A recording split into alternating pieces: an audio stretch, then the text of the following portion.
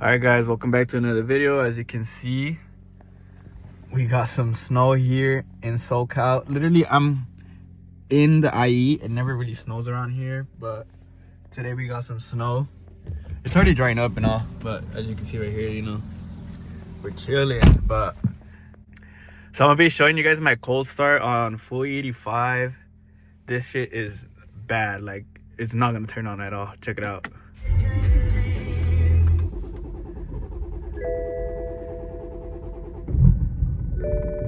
Turned off.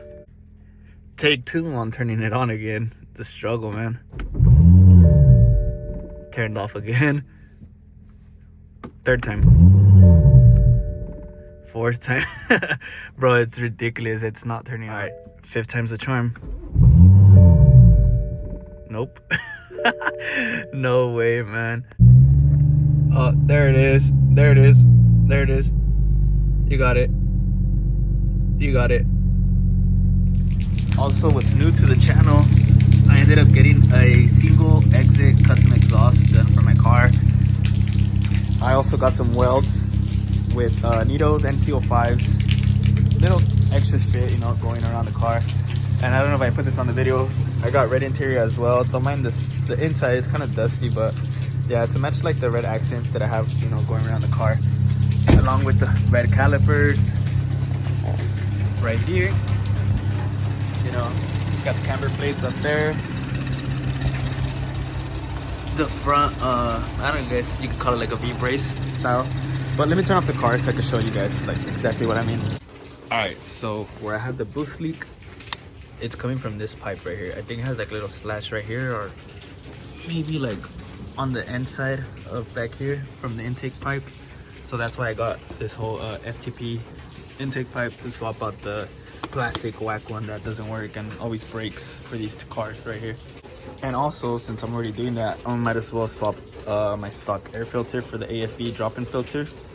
Way better than getting a intake, in my opinion, and in most tuners cases they prefer you having a drop-in filter.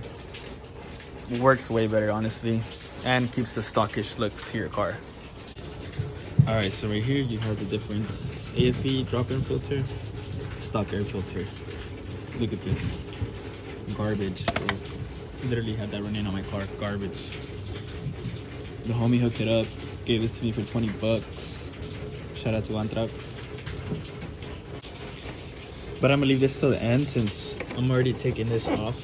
Might as well go towards the whole intake pipe, which is gonna be that little bolt, well, clamp right there. And then just yank it off, and then just gonna replace that.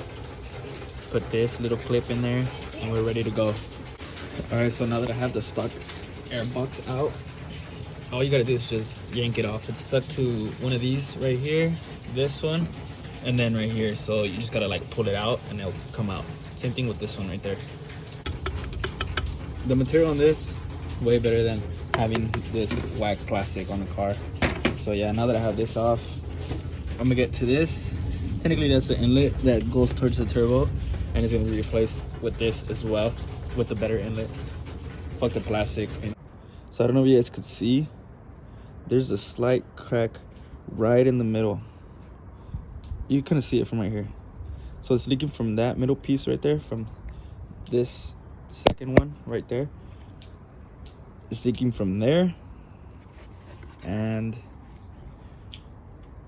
that spot right there. So that's literally what's causing me to have a boost leak. So tomorrow hopefully I'll get that fixed and the car will be up and running again. So yeah, I'll continue this video up tomorrow. All right, next day now. Broken CVV hose, new CVV hose. Shout out to the homie Anthrax that sold me the intake pipe. Luckily he had another one of these laying around. I went and bought it off him. So yeah, when I was working on it, this was still on here and I thought I had loosened it up. So when I took out the inlet from this piece towards the inlet, I pulled it off and it just snapped. And I thought these hoses were a little more flexible since they look like it's a little flexible piece. And you know, literally just raised it up and it just snapped right here in the corner in half. But yeah, now I can finally get to working on the car, put this on, install it, and fix the boost leak. All right, so I don't know if you can see right there, I have the intake pipe on the turbo It has a little bit of play, obviously, because it's not connected to the intake box, but it's in there. And then I got this piece in there as well, the hardest piece to get in and get out from the stock inlet. Such a hassle. So now what I have to do is put this piece on the inlet. Hopefully I don't break it again, because then I really will have to buy another one from the dealer. I just ended up having to buy this one, but you know, next day type shit, so I just went and picked it up from him. So yeah, I just gotta put this in here. Hopefully it's not a hassle, and then put it in here and then start installing the intake box, and we're done. All right, so I have the hose on, put the heat wrap on from the other one. Didn't really have that much glue left, but hopefully it still stays on. I used the little clamp that holds onto the wastegate sensor, the cable for the wastegate sensor, and then the one for the inlet. So hopefully it stays on there like that. But now I'll put the intake air box. So now I have the air box in. Gonna put the filter in there. Literally as simple as that. There it is. So there you have it. Air box is in. Intake pipe alongside with the inlet, it's in. Clamps are all tightened up. No play whatsoever. Sealed good.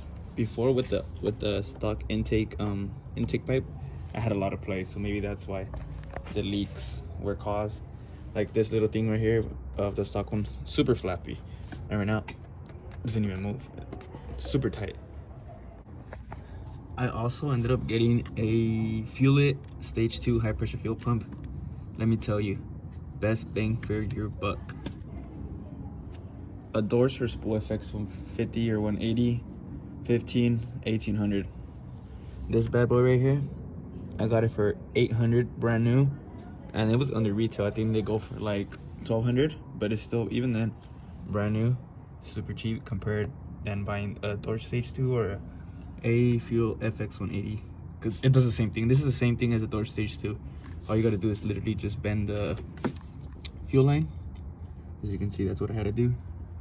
A little bit of a hassle to bend it, but nothing you can't do yourself. And it comes with, you know, some good lines. Run through the back up to right there, and it's super secure as well. Comes with like some special clips, so it turns, but if you want to pull it off, it won't come off unless you take off this clip. And I believe it's like a half size key that you have to use in order for it to take it off. B58 issues. Missing a little bit of coolant. This happens to me like every 3 to 5 months. I lose about that much coolant. It's like right at the min. I have to max it out. What I use, best thing you can use right here. This is what my car originally came with.